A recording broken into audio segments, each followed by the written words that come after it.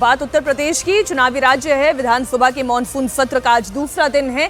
सदन की कार्यवाही शुरू होने से पहले आज भी समाजवादी पार्टी के विधायक विधानसभा परिसर में जबरदस्त प्रदर्शन कर रहे हैं। हाथों में पोस्टर लेकर योगी सरकार के खिलाफ नारेबाजी हो रही है। शिवपाल यादव की अगुवाई में समाजवादी पार्टी के विधायक प्रोटेस्ट कर रहे हैं। शिवपाल यादव ने कहा कि सरकार अपनी नाकामी छिपाने के लिए आज अनुपूरक बजट लेकर आ रही है। ये चंदा चोर सरकार, चढ़ावा चोर सरकार, बजट चोर सरकार है। ये अपनी नाकामी छिपाने के लिए बजट लाती है और पूरे के पूरे बजट की चोरी करवाती है। विधानसभा में हंगामे के बीच आज योगी सरकार अनुपूरक यानी कि सप्लीमेंट्री बजट पेश करेगी। 2027 चुनाव को ध्यान में रखते हुए नई योजनाओं का ऐलान हो सकता है। योगी सरकार 25,000 करोड़ से अधिक का बजट पेश कर सकती है। बजट में युवाओं, महिलाओं, किसानों पर सरकार का अधिक ध्यान रहेगा। योगी सरकार आंगनबाड़ी आशा कार्यकर्ताओं का मानदेय बढ़ा सकती है। धार्मिक पर्यटन के लिए बजट आवंटित हो सकता है। सरकार बुंदेलखंड क्षेत्र में औद्योगिक विकास के लिए पैकेज का भी ऐलान कर सकती है।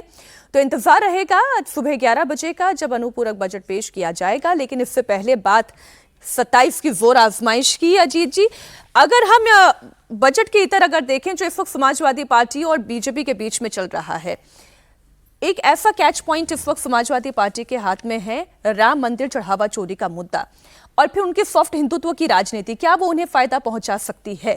देखिए, वो समाजवादी पार्टी उसको सबसे बड़ा मुद्दा बनाना चाहेगी, क्योंकि वो एक इमोशनल इशू है। लोगों को लग रहा है कि ये हिंदू आस्था के साथ जोड़ करके हम इसको, जो हिंदुओं में भी नौजवान पीढ़ी है जो अलग अलग कारणों से नाराज है, जिसका डिस्कंटेंट है बीजेपी के साथ, हम उसको उकसा सकते हैं, भड़का सकते हैं, उसको बीजेपी से दूर ले जा सकते हैं, ये इशू बना करके। इसी के लिए वो समाजवादी पार्टी पार्लियामेंट से लेकर के और वहाँ लखनऊ विधानसभा तक इस बात का इशू बना रही है। और भारतीय जनता पार्टी को भी पता है कि इसके ऊपर क्या बड़ी चीज हो सकती है। अभी तो पेपर लीक की वजह से चर्चा थोड़ी कम थी, जैसे पेपर लीक खत्म हुआ फिर ये इशू आ गया पार्लियामेंट में भी हम लोग देख रहे हैं। और ये जो सप्लीमेंट्री बजट है, ये भी उसी की एक कोशिश हमको दिख रही है कि ये इस समय कोई ऐसा बड़ा ऐलान करें, कुछ ऐसे वेलफेयर की स्कीम्स लेकर के आए जिससे इन सब चीजों की चर्चा थोड़ी कम हो जाए। समाजवादी पार्टी भी इस बात को समझ रही है।